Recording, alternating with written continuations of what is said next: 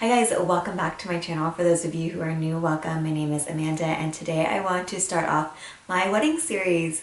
I am super excited to share and record some videos for you guys throughout this whole wedding planning process. If you don't already know, I've been engaged for quite a while. I've been engaged for almost 2 years now, and I am finally getting into wedding planning. Our wedding is next year, so really excited about that, but I wanted to share some videos along the way. So in this video, I will go over the different options that we considered for a large wedding. Wanted to kind of walk you through this whole thought process behind the different options that we thought of when considering what our wedding would be like. If you hear some heavy breathing throughout this video, I'm so sorry. Kona is sleeping near the camera and I'm not gonna wake him up, but just so you know, that's what that sound is if you hear breathing or snoring or something like that. Anyway, I wanted to provide some background and some context as to why our wedding is so large.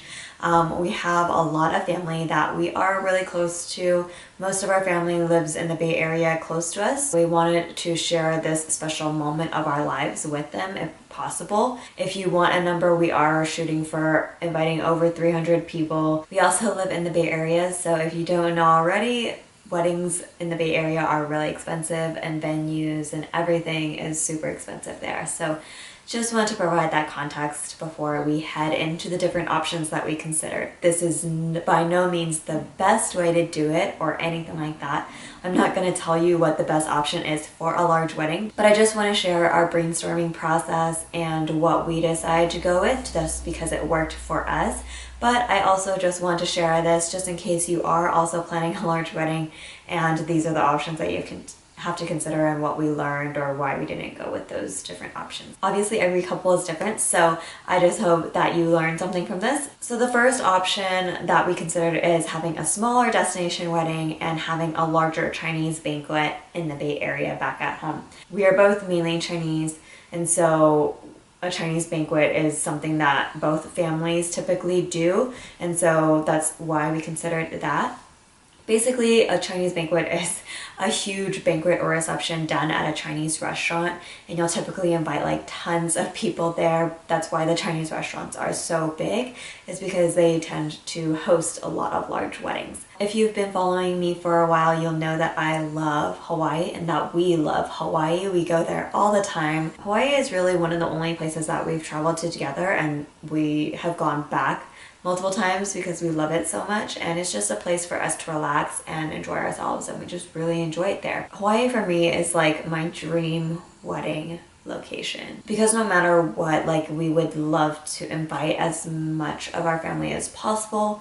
This way I would get like a smaller Hawaii wedding in like a dream location, and then we could just celebrate with like the larger family back home in the Bay Area with a Chinese banquet. We were really close to doing this option, but after doing a lot of the math and calculating like budget and all that stuff, the destination wedding in Hawaii plus the Chinese banquet, it was just so expensive. It was basically the price or more expensive than having a full-on ceremony reception at home. We went back and forth a lot on this because obviously Hawaii is like a dream wedding place for me, and so I was like, you know, obviously I should do that because that'll make me happy and all that stuff. When we thought about it, like, everyone that we were inviting to the destination wedding would also be invited to the Chinese banquet, so we were paying double for like a lot of the same people, which is a lot.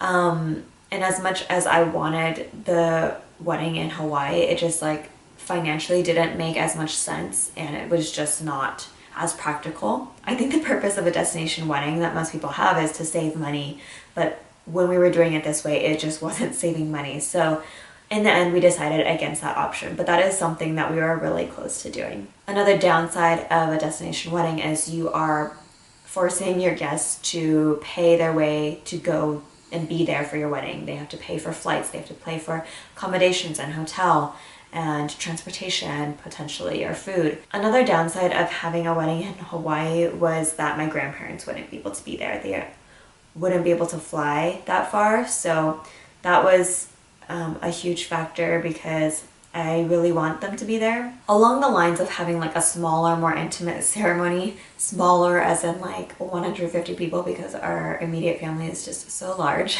I wanted to try to see if we could replicate that in the Bay Area, so have like a smaller, intimate ceremony with closer family and friends, and then having a large reception and or banquet after at a Chinese restaurant. For me, when I was doing research on venues in the Bay Area, it was just really hard to find a ceremony venue that would hold that many people and was also affordable. A lot of venues that we could do or book ceremony only at would either charge like a food and beverage minimum when we weren't even planning on offering food and beverage at a ceremony, or they were just charging a lot for the venue alone. Even City Hall, just to reserve it for 150 people is thousands of dollars, and it's City Hall. So I think we just had too many people to have like such an intimate ceremony. Obviously, if you're like only dealing with like 10 people, 50 people, like I feel like searching for a ceremony venue is a lot easier and more affordable. But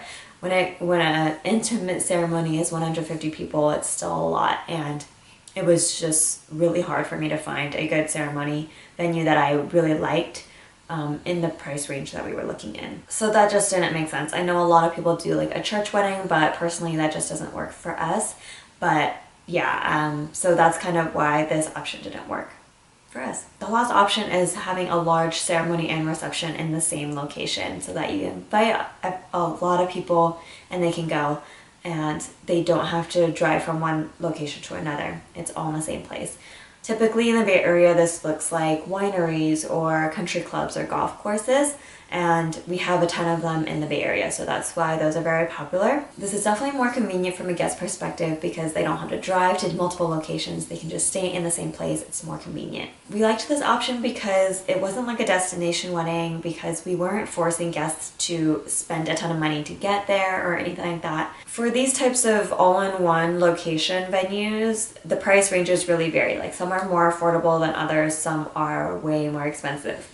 And one that I really liked was on the more expensive end, unfortunately. I think taking a step back, even though that venue was gorgeous, we went with a more affordable venue because it was just more flexible. They didn't have like vendors that you were restricted to, and it was just a more easygoing and relaxed venue. After a lot of back and forth, because my heart was so set on a Hawaii wedding, we decided to have our ceremony and reception in the same location at the same venue. This way we'd be surrounded by all the people that we love in the same place on the same day. It just made a lot more sense for us. We did find one that we were both comfortable with, the place, location, and the price. I think what was scary for me during this point was making sure that I wasn't going to have any regrets. And with this location, I don't have any regrets. In order to compromise not having a Hawaii wedding, we decided to have our engagement photos done in Hawaii. So that kind of helps